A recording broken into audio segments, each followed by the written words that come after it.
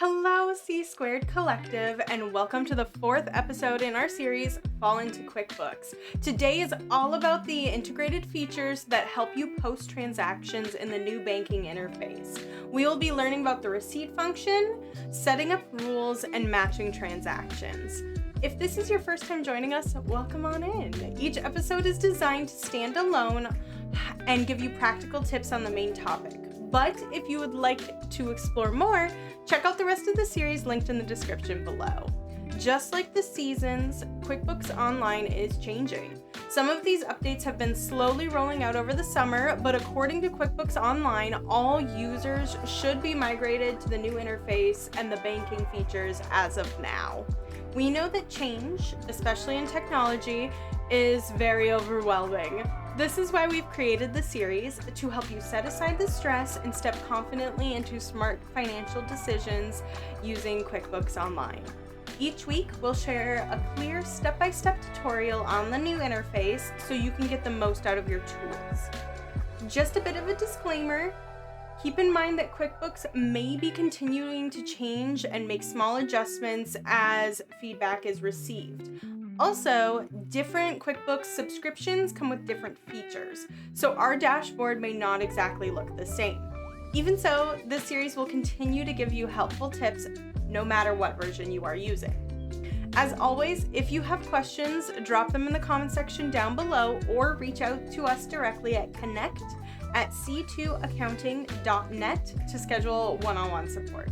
So grab your beverage. I have another pumpkin coffee today, and let's get started.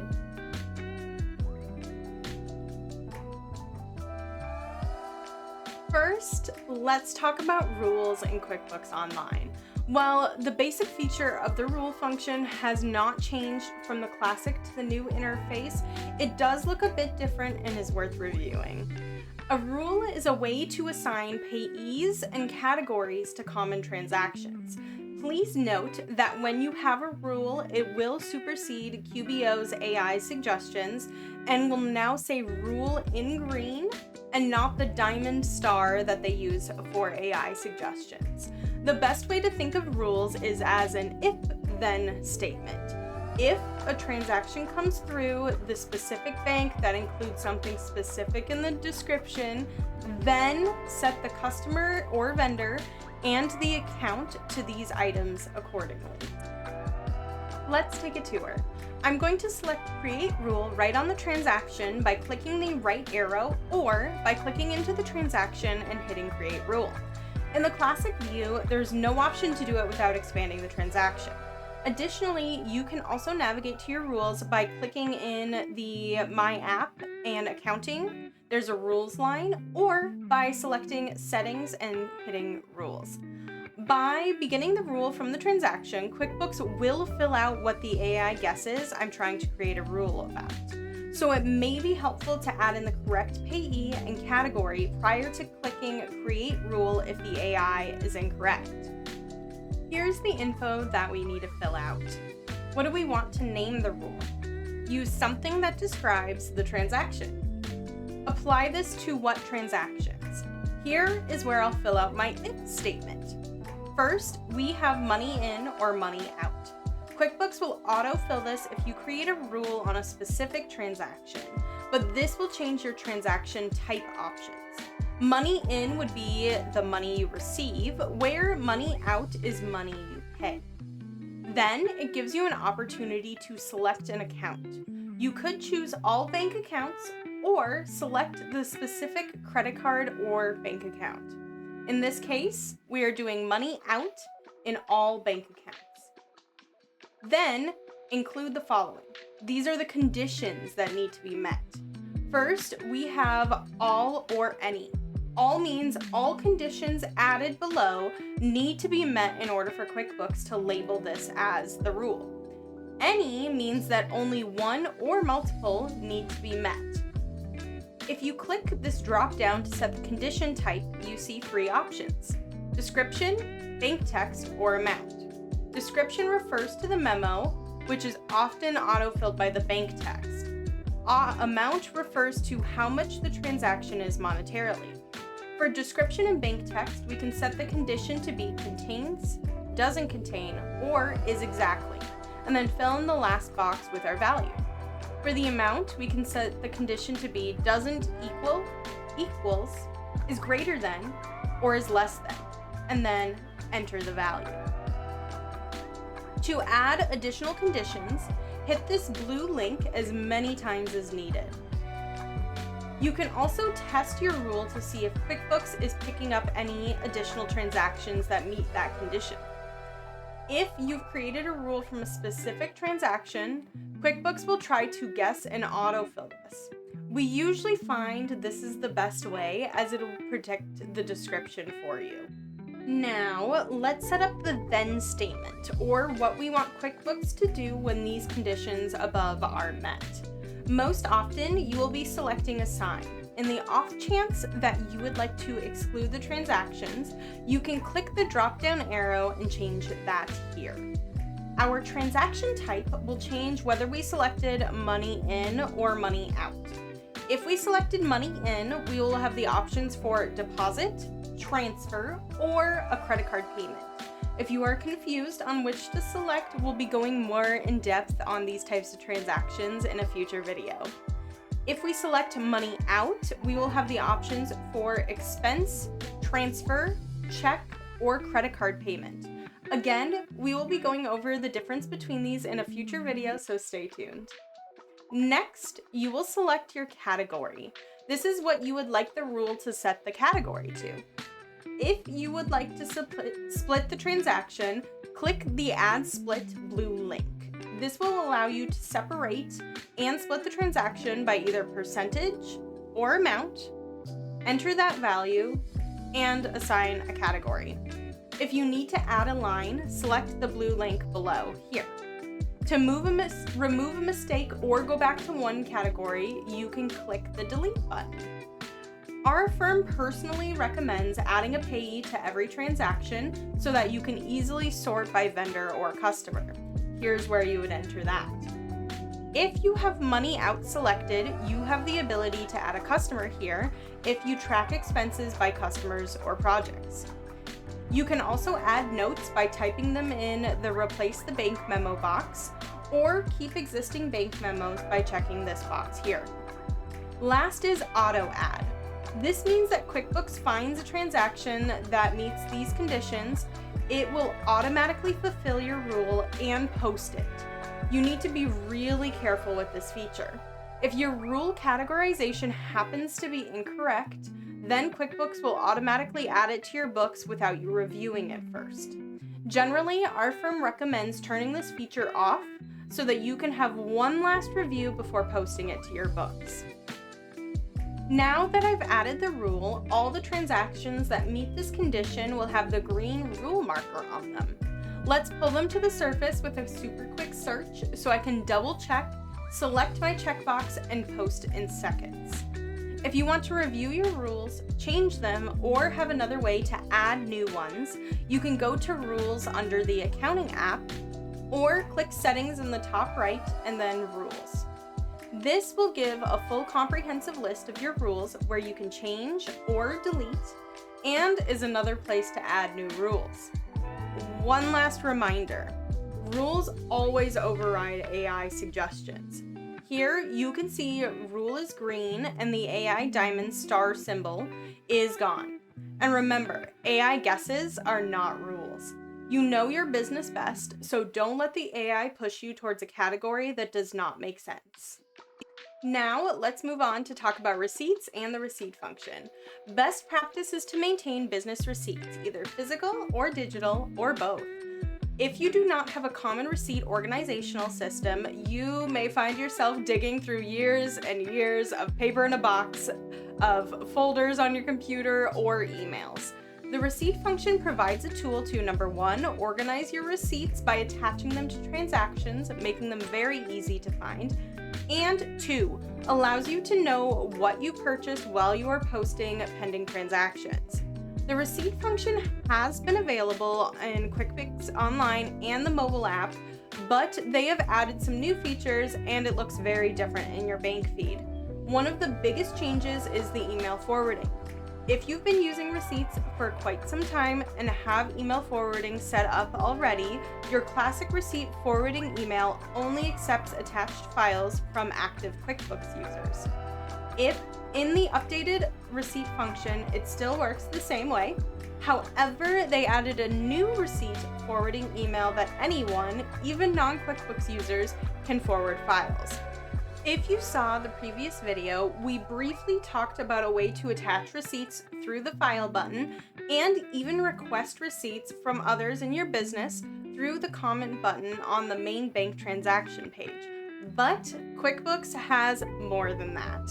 Rather than having a pile of receipts to painstakingly sort through while putting in transactions, you can upload them all and have the AI sort through them and predict matches, saving you time. Additionally, you can have your employees email the receipts directly to QuickBooks, upload on a Google Drive that you share with them, or you can snap receipts on the go using the QuickBooks Online mobile app. Let's take a look. To get to the receipt function, navigate to the accounting app and scroll down to receipts. Here is a bit of a brief tour. Over here, we have Manage Settings. Here, you can edit and copy the email used to send attachments to the receipt function. If you have the classic receipt function, this is where you would find the user-friendly steps to migrate your classic forwarding email to the new version. You can also change permissions on who can send or block senders. Then we have the Give Feedback button. This is specific to the page and will give feedback to the developers that work on the receipt function. Now we have the Upload Receipts button. You can select Upload Receipts to simply attach them from your computer. This is helpful for emailed receipts or bills from vendors that you've already downloaded to your computer rather than using the forwarding email. We also have the ability to upload from Google Drive, where you can sign into your Google Drive, go through your folders, and find receipts to upload. Note that you can only upload 10 at a time, so it might take a few clicks if you have more than that. This is a very effective way to add receipts you snap from your phone by simply uploading them to Google Drive on your phone if you are not using the mobile app. If you have multiple people using business or debit or credit cards, having a group Google Drive might be the best course of action.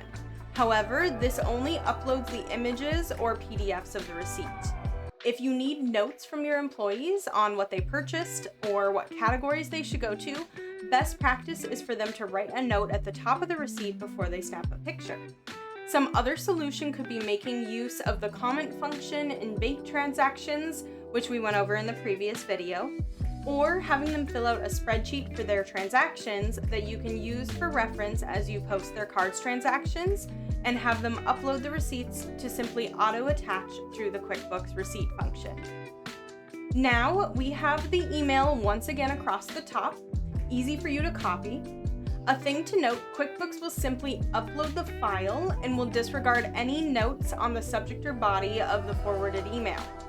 If you do not have a file attached, it will create the email body into a PDF or image.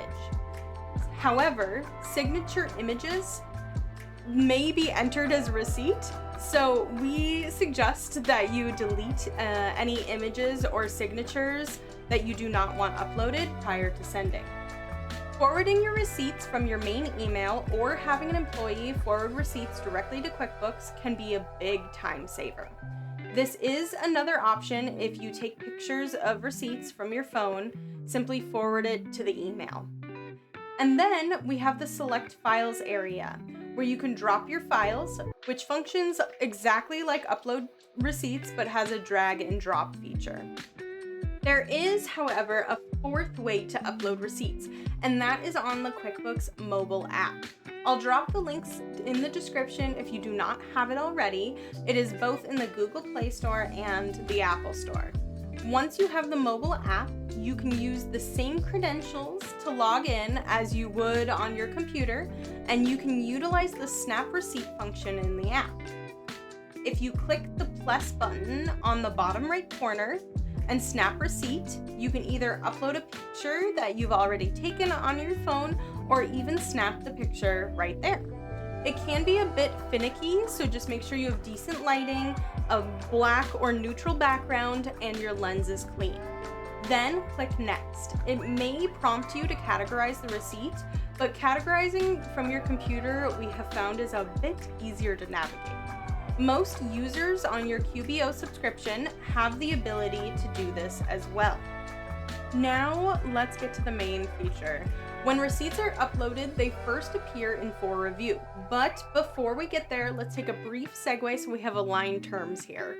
An expense is a transaction that is paid at time of purchase, like a receipt from a retail store or from a restaurant.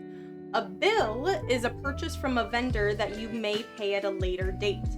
It is their invoice that they give you to pay, such as hours worked from a contractor or job materials from a lumber vendor that is purchased over a month.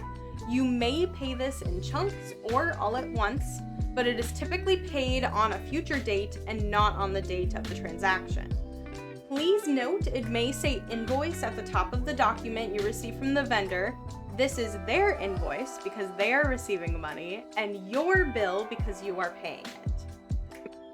Let's get back to our receipt function now. QuickBooks AI will try to identify whether it is a bill, remember an invoice from your vendor, or an expense, and autofill details like date, amount, vendor, and account. It does a decent job, but always double check. AI can misread blurry receipts or misclassify transactions. It also can miss the tip from restaurant receipts. You have two main workflow options here. One is spending some time in the For Review section here and working through your receipts to create bills or expenses. Then you will match from the bank transaction page. To do this, you can click into a receipt like you click on a transaction, enter all of the information, verifying the autofill, including to make sure the bank is correct and the type of transaction is correct, and click Save. An expense or bill will now be ready to match in the bank transaction. The downfall of this workflow is mistakes happen. If someone uploads a duplicate receipt, QuickBooks will try to identify duplicates, but sometimes expenses or bills that are the same will get entered. This means that duplicate transactions may occur and will require some sleuthing to resolve. The second possible workflow is to leave your receipt function now and head back to our bank transactions. Now you can see that QuickBooks has tried to match as many receipts to actual transactions using the autofill dates, vendors, and amounts. Reminder that the vendor and category that QuickBooks autofills is a suggestion and not always correct. Simply click the file to check out the receipt, verify the information is correct, or add the correct vendor and account, and post. Now this receipt will be taken out of the receipt function and will be attached to this transaction.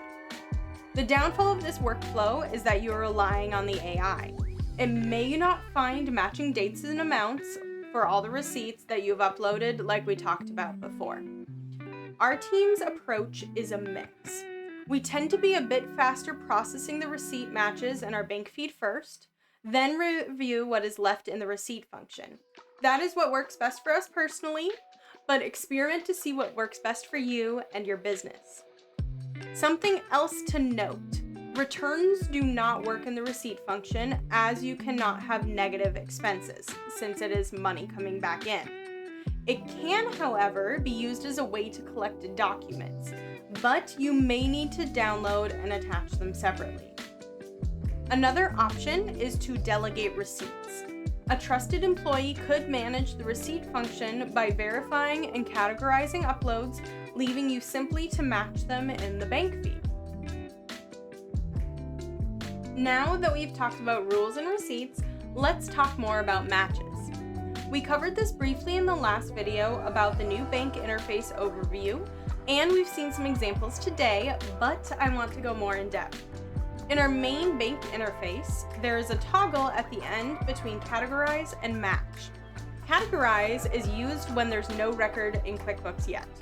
You are adding details, a vendor, category, etc. on the spot. Receipts you upload are now part of this process too. Even if QuickBooks attaches a receipt, you still need to categorize. You'll see a 1 in the receipt column, but the toggle remains on categorize until you confirm the AI suggestions or enter data. Match is used when an expense, bill, invoice, or sales receipt has already existed in QuickBooks. When QuickBooks finds a match or multiple matches, it switches the toggle to match and highlights it in green.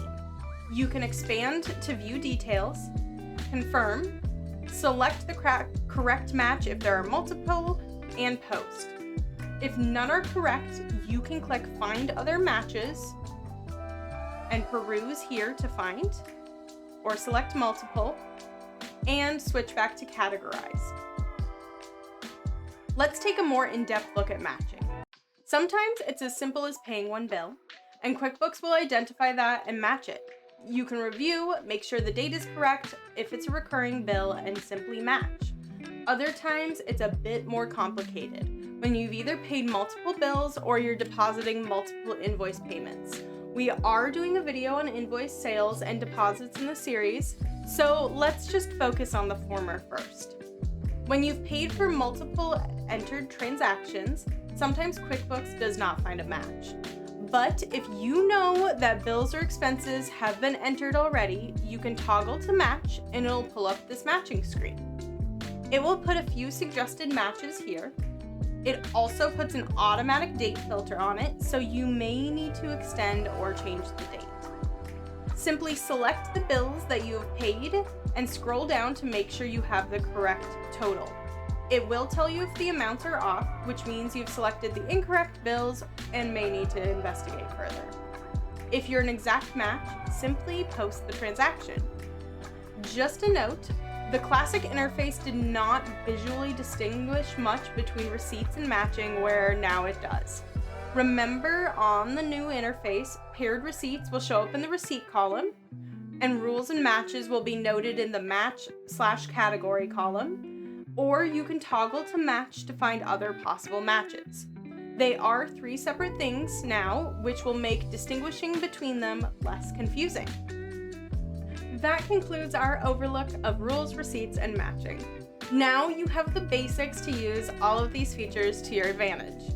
Next, we will be diving into how to create and most efficiently use and enter bills and expenses. Make sure to subscribe to come back.